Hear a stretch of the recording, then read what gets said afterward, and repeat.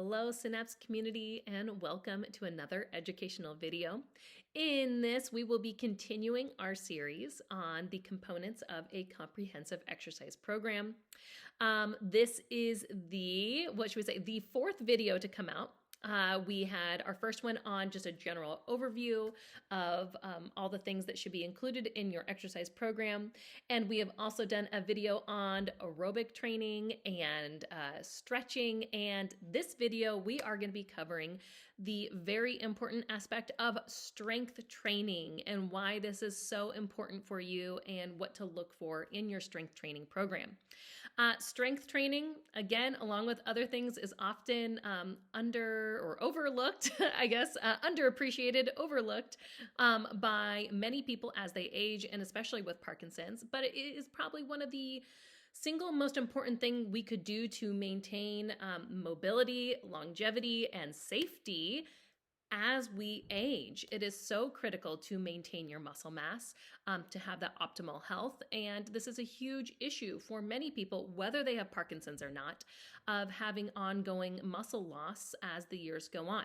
So please watch this video to see what kind of things you should be considering, what the issues are, and how you can be combating that. And as always, you can reach out to our organization if you would like some further instruction and guidance or more specifics for you and what your needs are. So I hope you enjoyed this video. Watch all the way through the end for all of the important considerations as you go, and I hope you enjoy. Thank you. All right, and welcome to our discussion on strength training, where we will be talking about the how, what, and why of strength training and how we have special considerations for Parkinson's disease when it comes to this topic.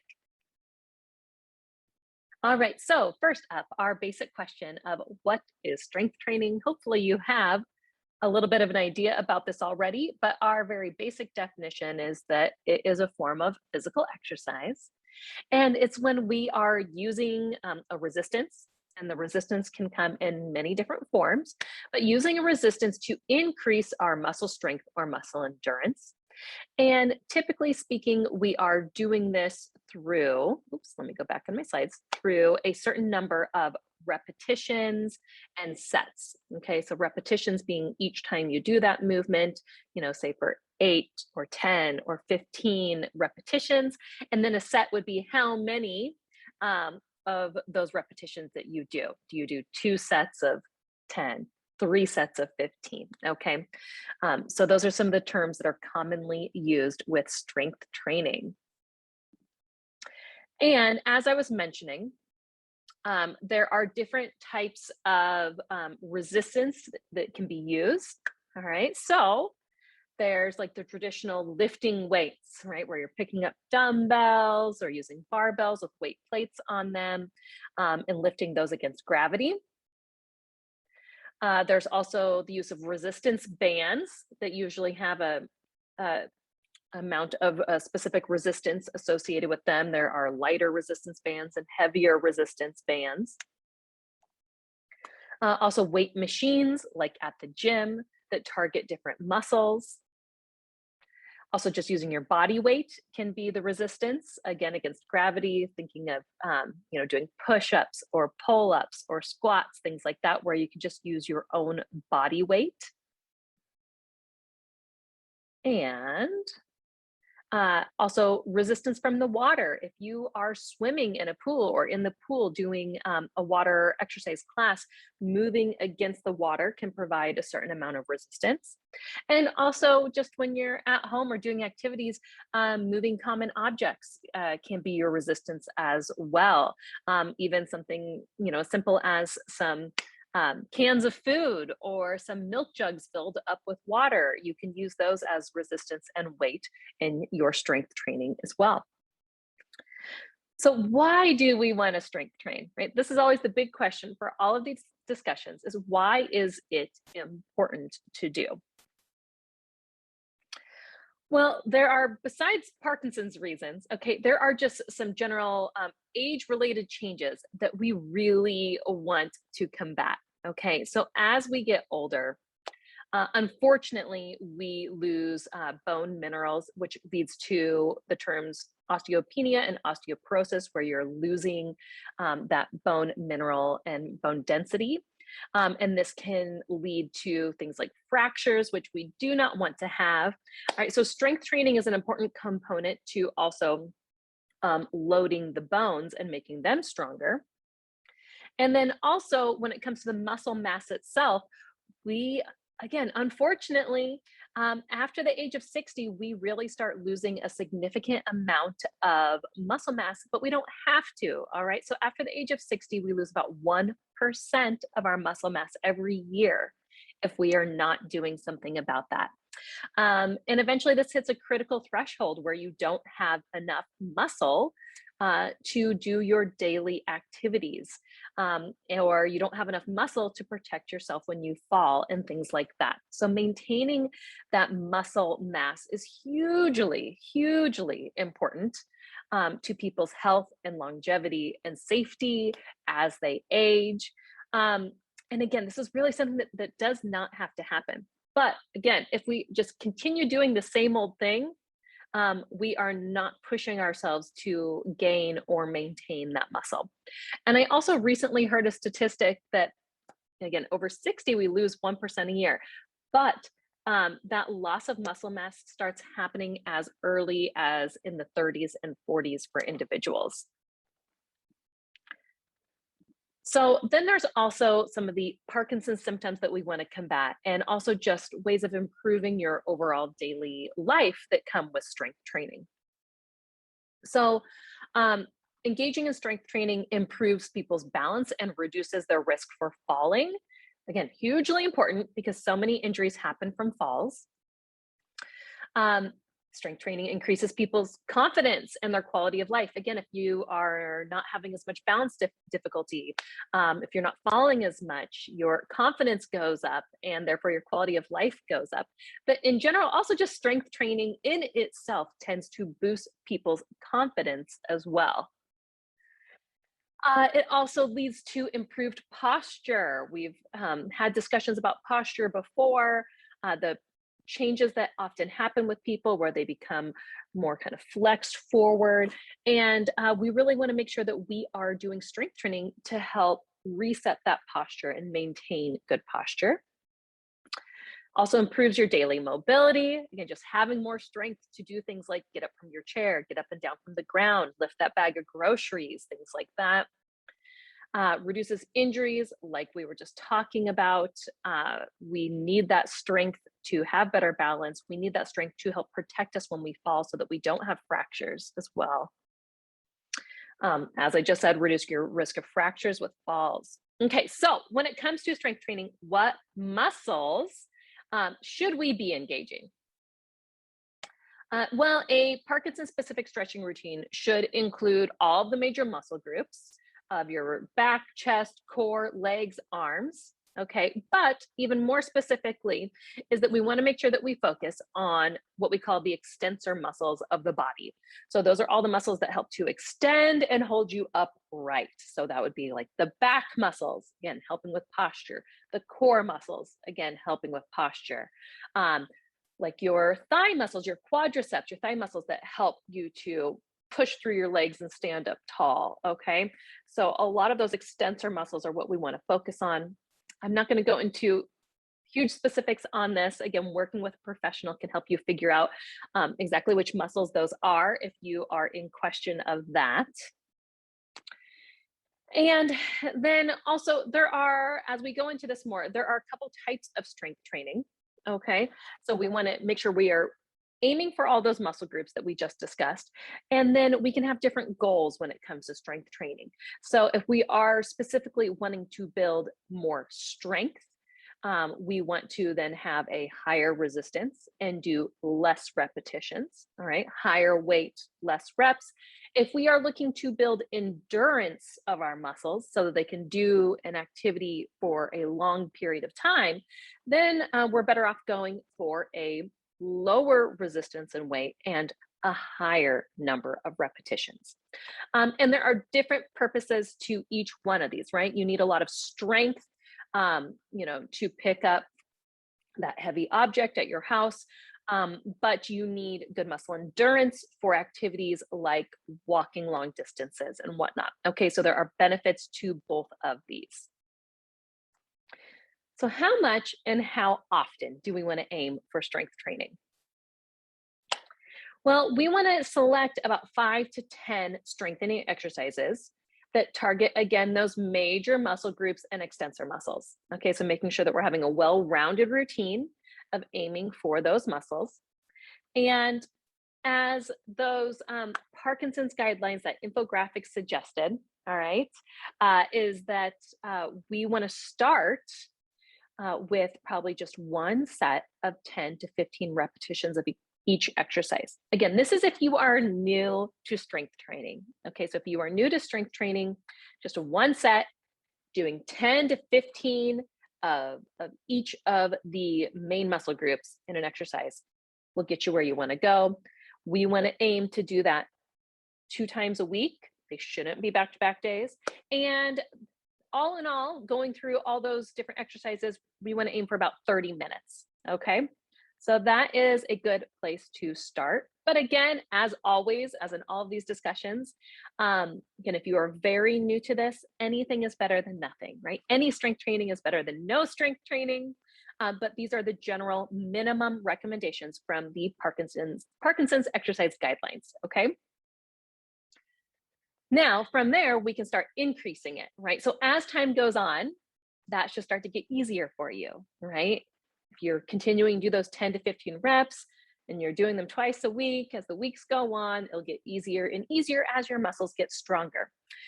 So again, we still want those 5 to 10 exercises, but now we can look at building up. All right, so with a goal of over time building up to doing 3 sets of 8 to 10 repetitions of each of those exercises. Okay, so that's going to take some more time. All right, and all in all, the recommendation from those exercise guidelines is that you should be aiming for about 3 to 4 days a week, and it should sum to about 2 to 3 hours per week. So we've gone up from our 30 minutes twice a week or an hour, and now we're strength training for about 2 to 3 hours per week. So is this a big commitment?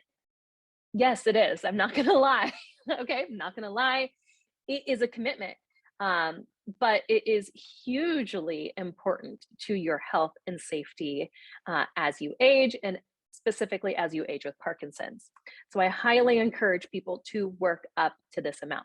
Now, that middle bullet point that I kind of skipped over is that we want to, when we are doing those sets and those repetitions, by the time you get to that last set and those last few repetitions, we know we're doing enough when it is hard to do it, okay? That it starts getting hard to push those weights up on those last couple ones. That means that we are sufficiently fatiguing our muscles, and that is actually a good thing. Again, as long as we are not pushing ourselves to the point of injury, all right? That is not what we are going for. But you should be challenging yourself as you do this. That's how we make strength gains, is by challenging ourselves. And again, we're going to talk more about this in this Intention Matters. Okay, we had a similar slide for our other discussions.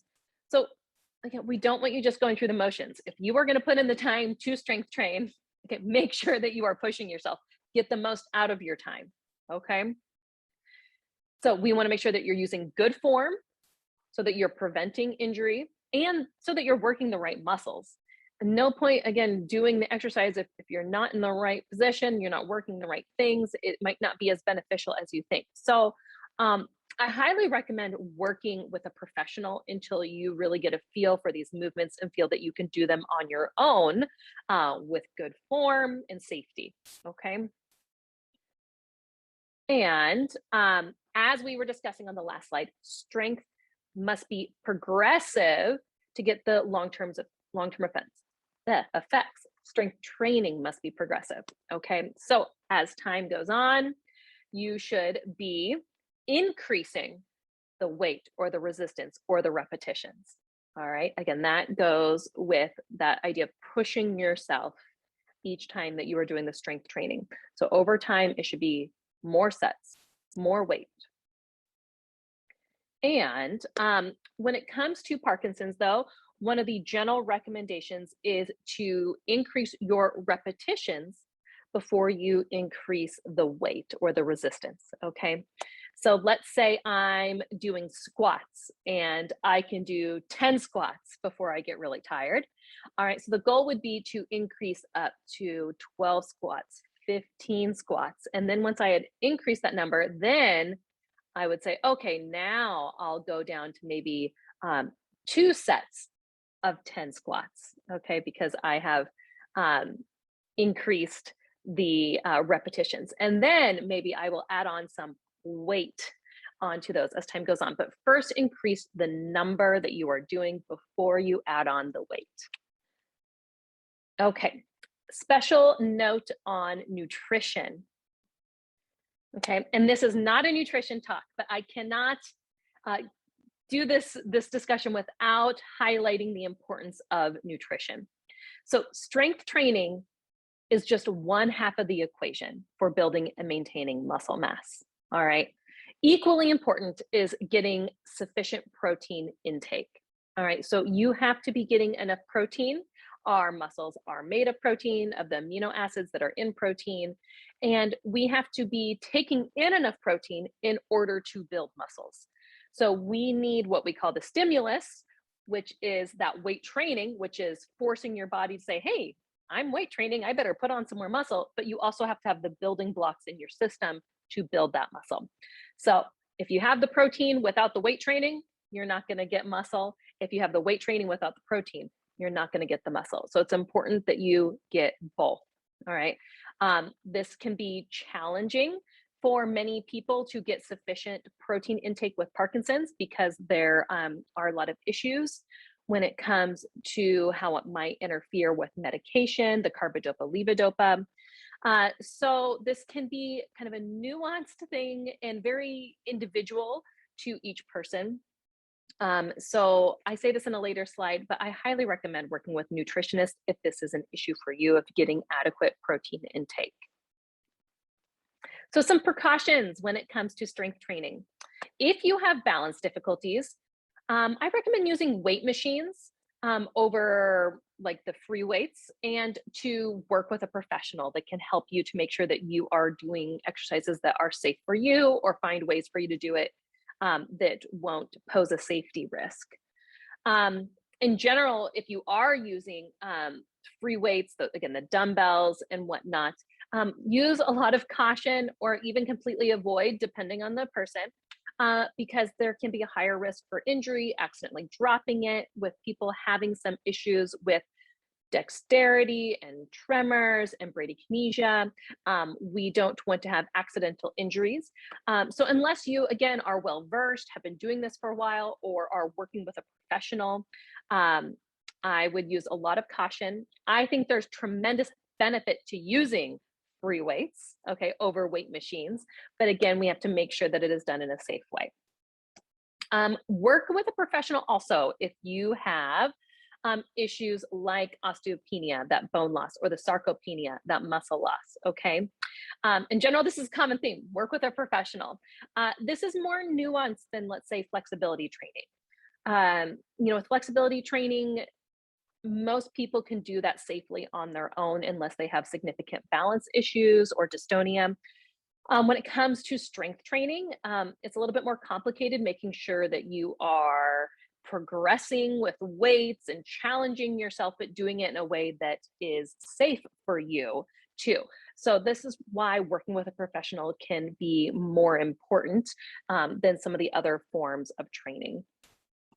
Also, another good pointer is to do your strength training when you are on the on time of your medications. Ideally being that you are at your most optimal functioning, again, for safety and movement reasons. So where to start? Again, getting one-on-one help can be really beneficial. So if you have issues like previous injuries, pain, osteoporosis, other medical conditions, or Parkinson's symptoms that are severely limiting your movement, I highly recommend you start with a physical therapist, okay, to find what movements are safe for you and what are going to be the most important things to be doing in your strength training program. Then as time goes on, maybe as you progress out of physical therapy, or let's say that you have more mild symptoms, I would recommend working with a personal trainer that has knowledge of Parkinson's disease, because they can help you to progress your strength training program as you go. All right.